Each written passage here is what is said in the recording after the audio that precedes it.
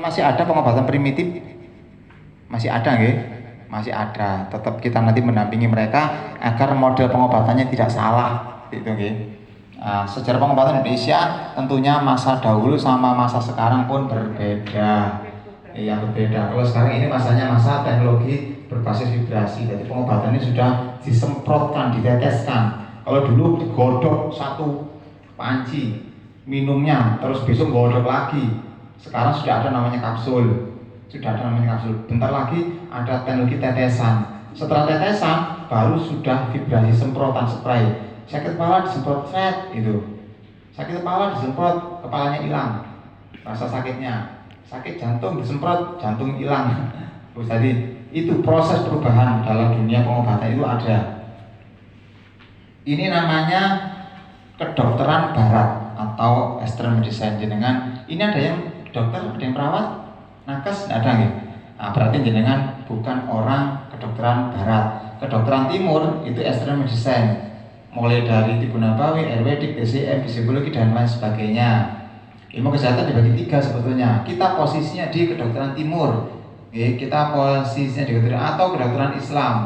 Kalau kedokteran Islam dia berhubungan dengan pengobatan berbasis sunnah, berbasis Al-Quran, berbasis kitab pengobatan warisan Islam.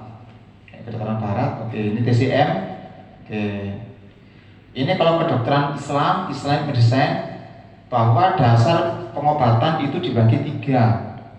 Yang pertama yaitu meminum madu berbekam dan kei atau dipanasi besi ditotolke ditempelkan di area yang sakit. Tapi umatku tidak menyukai kei. Rasulullah tidak menyarankan, tidak menganjurkan, melarang umatnya untuk memakai kei atau sorotan besi panas. Makanya ada dua pengobatan Islam, yaitu meminum madu dan berbekam. Madu sebagai landasan herba, berbekam sebagai landasan operasi, pengobatan berbasis operasi.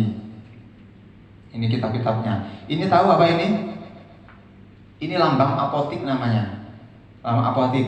Ternyata ini adalah lambang Askulapius, lambang ketika orang meminta kesembuhan kepada dewa Jupiter. Namanya Askulapius. Jadi kalau orang memakai lambang ini, dipastikan dia sudah paham. Kalau nggak paham, tolong diberitahu, Mas, Mbak, lambang ini adalah lambang Askulapius, lambang ketika orang sakit memohon di altarnya dewa Jupiter di Yunani agar dewa Jupiter menyembuhkanku. Itu nih. Tapi kalau nggak ngerti ya nggak apa-apa, diberitahu aja. Nah ini ada di kitab soalnya, sudah ada di kitab semuanya. Kalau ini lambang kedokteran herbal, lambang kedokteran muslim. Jadi kalau jenengan nanti buat kartu nama, ini apa punya kartu nama apa? Sudah punya kartu nama belum? Bunda punya kartu nama?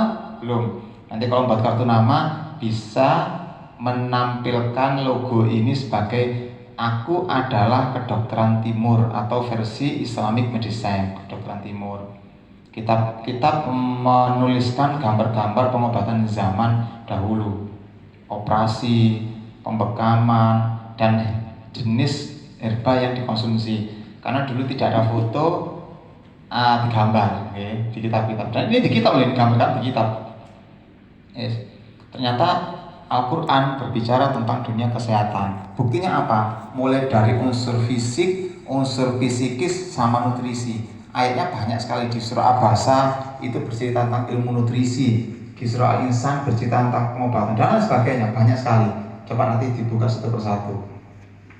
Prinsip pengobatan bagi muslim, ternyata Allah yang maha menyembuhkan. Artinya kembalinya kepada Allah. Semua konsep pengobatan kita harus kembali kepada Allah, sehingga semua mekanismenya, background, sandarannya kepada Allah. Dan hak produknya, obatnya, terapinya harus halal thayyibah, tidak mengandung mudarat, tidak berbahaya.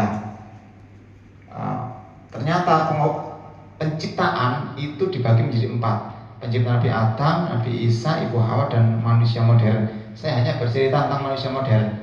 Jadi kalau kita manusia modern seperti kita ini, kita tergantung sakit dan sembuhnya itu tergantung 3 hal. Bagaimana sistem darah dilancarkan, bagaimana sistem pencernaan dilancarkan, bagaimana sistem perbaikan sel dilancarkan, seperti itu. Makanya kalau ini Nabi Adam, Ibu Hawa, Nabi Isa, ini ketika saya ceritakan panjang. Intinya ini sudah lewat, yang manusia modern saja nanti diceritakan. Bapak Ibu, kawan-kawan, panjenengan nanti posisinya sebagai penyehat tradisional. Kalau pengobat itu harus D3. Berarti nanti sebutannya hatra. Hatra itu penyehat tradisional. Jenengan nanti ketika dapat sertifikat, itu sertifikatnya bunyinya penyehat tradisional. Nanti kalau jenengan sudah bisa praktek, silakan bisa ngurus perizinan STPT di dinas kesehatan masing-masing dengan syarat-syarat tertentu. Yang penting sertifikat dari pelatihan ini akan disiapkan sama panitia, sama kita, okay? Seperti itu. Nah, termasuk akupuntur itu adalah D3, okay? Akupuntur ini, akupunturis itu D3. Kalau ini akupresuris namanya, bukan akupunturis, seperti itu. Tapi sama, perizinannya sama. Yo gratis, nggak bayar, sama. Di kesehatan. Oke, bagaimana mengenai kesehatan penyakit bisa lewat diagnosa maupun anamnesa. Panjenengan nanti kalau belajar ilmu pengobatan, tentulah wajib yang namanya ilmu diagnosa.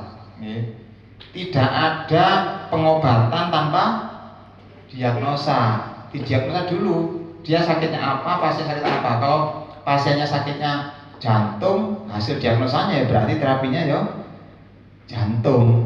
Berarti nggak mungkin jenengan datang sini tak akupuntur, sini tak PAZ, pasti ditanyai minimal anamnesa.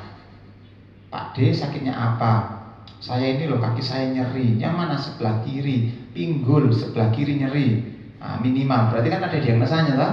Nah, baru laksanakan tindakan. Nah, kalau anamnesa itu adalah wawancara, sakitnya apa, di mana letaknya. Si coba tunjukkan sakitnya di mana, apakah ada memar, apakah ada benjolan, warna hitam, warna ungu, luka, borok dan sebagainya. Itu namanya anamnesa. Dibagi dua, ada yang umum, ada yang khusus dalam dunia. Nah, aspek wawancara secara umum biasanya kita akan ditanyai namanya. Namanya ini mempengaruhi kesehatan atau tidak? Nama mempengaruhi kesehatan tidak? Tidak. Namanya siapa? Namanya Ustadz Mukhlisin. Oh, makanya jenenge Mukhlisin, jangan kena penyakit jantung. Tidak ada nama jadi sarana kesehatan atau penyakit. Yang kedua, tempat tanggal lahir mempengaruhi kesehatan enggak? Itu enggak. Alamat? Iya, alamat. Ibu, apa namanya siapa tadi, Abah? Panjenengan Abah? Abah? Namanya siapa? Yan Abdul Hadi. Yan Abdul Hadi. Alamatnya di mana, Abah? Mititan Mojosongo. Mojosongo. Oh, dekat pabrik atau tidak? Tidak. Jadi alamat itu menentukan kesehatan. Ternyata alamatnya itu di pabrik atau rumahnya di belakang pabrik. Itu nih. Atau dia kerja atau mungkin kerjanya. Makanya setiap berhubungan dengan tempat alamat itu berhubungan dengan kesehatan, nggih. Jadi seperti itu, jangan usah kaget.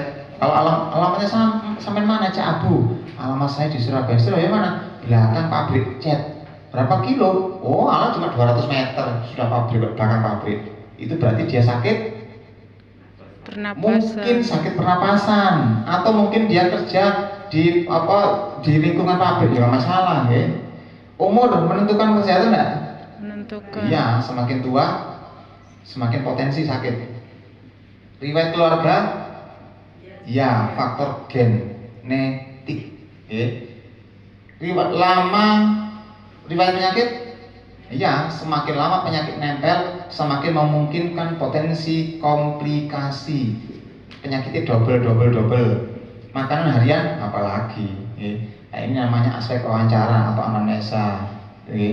Seni dalam pengobatan ada 3. Diagnosa, pengobatan, dan resep. 3-tiganya nanti akan kami sampaikan. Semoga jam 1 selesai tuntas. Penyakit dibagi menjadi 3. Penyakit fisik, psikis, sama penyakit lain-lain. Yang penyakit fisik pasti tahu, jantung, liver, dan sebagainya. Kalau penyakit psikis, kejiwaan, stres, galau, gundah, bete, sedih, ngamukan, depresi, campur-campur ABK.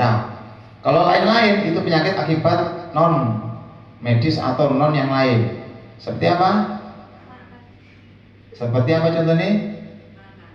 Seperti contohnya sihir, santet, enung, telu, apalagi wudhu, apalagi kecelakaan, tenggelam dan lain sebagainya. Oke. Itu. Ternyata holistic care, pengobatan secara menyeluruh itu meliputi 5 unsur pengobatan fisik. Jadi jenengan harus bisa memberikan rawatan dengan 5 unsur ini. Pengobatan fisik, psikis, spiritual, dan kultural, dan nutrisi. Minimal 5 itu harus jenengan praktekkan. Kalau tidak 5, hanya terapi saja, misalkan akupuntur saja atau bekam saja, tanpa melaksanakan tindakan penenangan, sugesti baik, pendekatkan ke arah spiritual, atau mungkin secara budaya dia belum silaturahim, atau secara kultur budaya dan nutrisinya belum sampaikan, belum dikatakan pengobatan holistik menyeluruh. Oke. Nah, ini contohnya.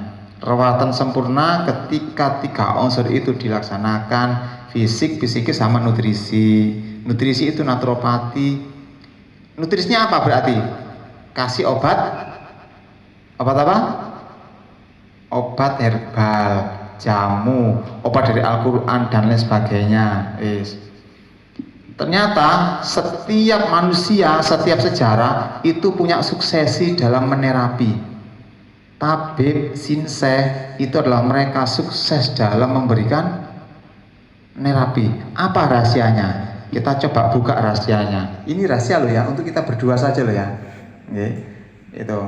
Tapi ternyata mereka tabib yang handal, sinseh yang handal, itu punya rahasia sukses sampai dia panjang umur, pasiennya sembuh semuanya. Ternyata mereka itu bermula dari 3 konsep pengobatan ini. Ternyata sudah nggak mikir penyakit apapun. Sing penting pencernaannya dilancarkan, peredaran darahnya dilancarkan, perbaikan selnya atau nutrisi untuk perbaikan sel dikuatkan, maka pasiennya akan segera disembuhkan oleh Allah. Jadi kalau pasien datang darah tinggi, jangan ojo mikir darah tinggi obatnya. Pasien datang ternyata terkena kanker, jangan mikir tentang kankernya. Penyakit datang mikir apa penyakitnya ternyata liver, ojo mikir livernya. Tapi bagaimana lancar darahnya dulu, bagaimana pencernaannya, bagaimana perbaikan selnya. Ini dari mana ngambilnya Cak Abu? Saya kebetulan ketika belajar di Hong Kong, ketika belajar di Singapura, ketika belajar di Malaysia lama, itu mereka para pakar sinseh tabib itu menceritakan sama seperti ini. Terus tak buat slide. Kan guru saya juga banyak nih, di Profesor Chang Wen dari Tiongkok, kita juga belajar sama beliau. Kita juga Profesor Wang juga belajar. Kita belajar di Profesor Chang yang ada di Hong Kong, kita beberapa belajar. Ternyata mereka handal di bidang akupuntur, handal di bidang peresepan, itu karena andalnya cuma ini saja. Jadi kalau nanti cari produk apapun terserah, itu bagaimana produk itu fungsinya 3 ini. Insya Allah nanti akan semakin mudah dengan penanganan rawatannya. Itu secara pengobatan tadi kita sampaikan semuanya, fisik, psikis, nutrisi. Oke, ini pendekatan fisik.